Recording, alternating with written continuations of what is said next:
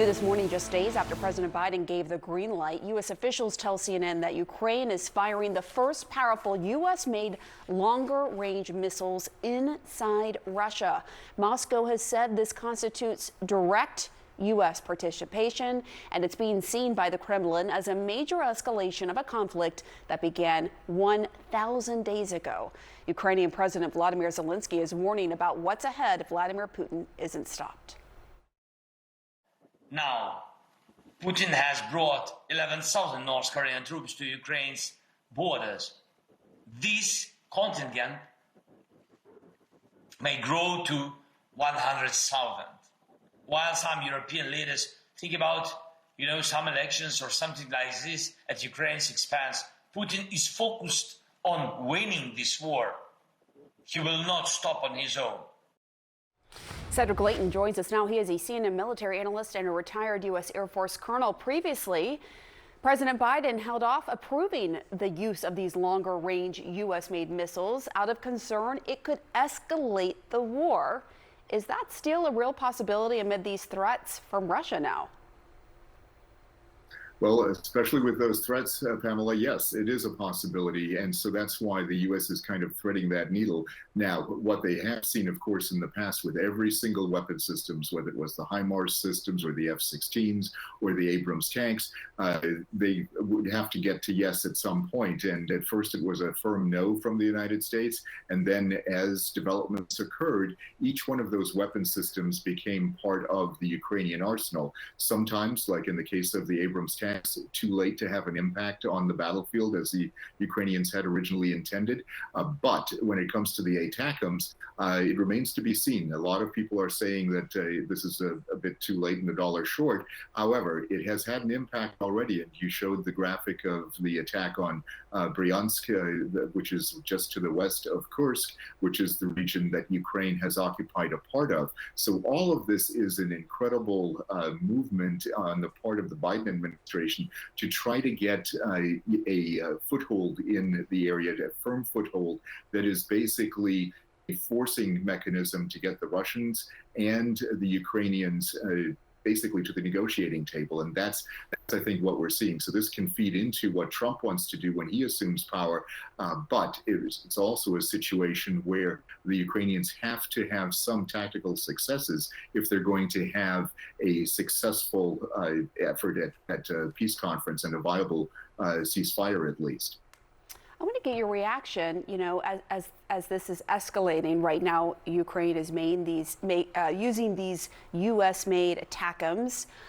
Russia has these threats. We're now learning that it has updated Russia's nuclear doctrine to theoretically, lower the threshold for Russia to use nuclear weapons. What do you think about that? Is Russia genuinely ready to do that?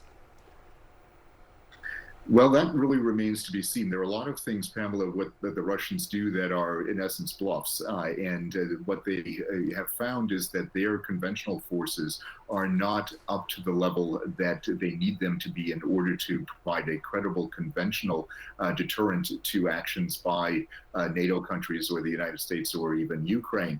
So the Russians are moving back to their nuclear weapon systems, and they're in essence ditching a no first use doctrine. They used to have a no first use doctrine, and now what they're doing is they're saying we will use nuclear weapons when our country is threatened, when the existence of the Russian state is threatened. And that means also, of course, the regime. So that is one of those areas where this could potentially put Russia in a corner. But there are certain things that can be done to get them off the escalatory ladder. And that is, of course, what the Biden administration is, I think, trying to do at this point. All right. Thank you so much, Cedric Leighton. We appreciate it. And joining me now from Odessa, Ukraine, is Oleksiy Goranchenko. He's an independent member of the Ukrainian parliament. So good to have you, Oleksiy. Let me just start with... Oleksiy Goncharенko, yeah. One more time. Goncharенko. Goncharенko. I appreciate that. As someone whose name is mispronounced, I certainly would like to get that correct. So talk to me first about what more you can share with us about this reporting of the Ukrainian missile attack inside Russia with these American-made long-range missiles. I don't have much to add. We really hear the reports from Russian Ministry of Defense that Russian military object in Bryansk region, near 100 kilometers from the border between Russia and Ukraine, official border, was struck this night by ATACMS. That was said by Russian Ministry of Defense. 6 ATACMS, they said, attacked the base. 5 were intercepted. 1 was damaged. But the footage, the video shows that the attack was very, very successful. And this depot of shells and missiles was blown up. So that's what Russia is saying, and I don't have reasons not to believe them. So if they say it is ATACMS, probably it is ATACMS. Do you believe, Alexei, that this new U.S. position on long-range missiles will be enough for Ukraine to hold on to Kursk? It depends about how many missiles we will receive.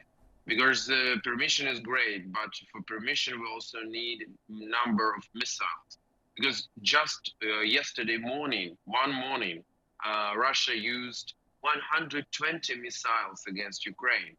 It's not every day, but that exactly morning it was like this. So the question is, how many missiles will we receive? If we will receive sufficient number, it will make a difference. If not, probably the effect will be less. And to that point, I mean, a lot has been said about the incoming Trump administration, but Biden still has 2 months where he is in office. What more would you like to see from the Biden administration in that time? First of all, I want to show you that Russia again was bluffing. Really, in the morning, they were speaking about nuclear doctrine, but already it was near 1 hour ago, Russian Foreign Minister Lavrov in Rio de Janeiro at G20 said, oh, no, we're not going to nukes. And there was one more Russian bluffing. So don't follow their bluffing. That's the lesson to Trump administration from Biden administration. What else can be made by Biden administration? I think it's about sanctions against Russia. There are many loopholes which can be closed, especially in oil and gas industry. Financial sanctions, there are special condition for gas and oil, which still can be financed, Russian gas and oil, according to decision of U.S. government. I hope U.S. administration under President Biden will close these loopholes now. Will impose secondary sanctions on Russian oil and gas industry. That can have a really very significant effect. That's what I'm looking for. And what about from the Trump administration? And what would you say the mood is within Parliament about the incoming administration and some of his cabinet picks that we know of so far? Yeah, a lot of people are talking with one another. People are worrying, but also people are hoping. There are a lot of hopes. One source of hopes are the fact that Trump said that he will drop the oil prices, that he will drill, which will be very important because Russian war chest is filled by oil money. Second thing is we hope, we know that Donald Trump likes to be winner.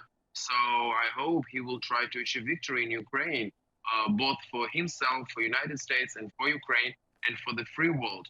We don't know exactly what Donald Trump will do, but I'm sure that he will act in the best interest of the United States, which means that he should support Ukraine as an ally of the United States and as a part of responsibility of the United States after Budapest Memorandum 1994, when Ukraine, under American pressure, voluntarily gave up its nukes to Russia. Last thing I just wanted to ask is how encouraged, if that's the right word, are you, not just by the U.S. decision to allow these longer-range missiles to strike inside of the Kursk region, but the response that we're seeing from some of the allies, whether it's the U.K., whether it's France, and the sort of indirect consequences of that or implications of that? We hope that all our allies will continue to rally around us, because what Ukraine is fighting for is not about Ukraine, just about Ukraine. It's about international law. It's about international order.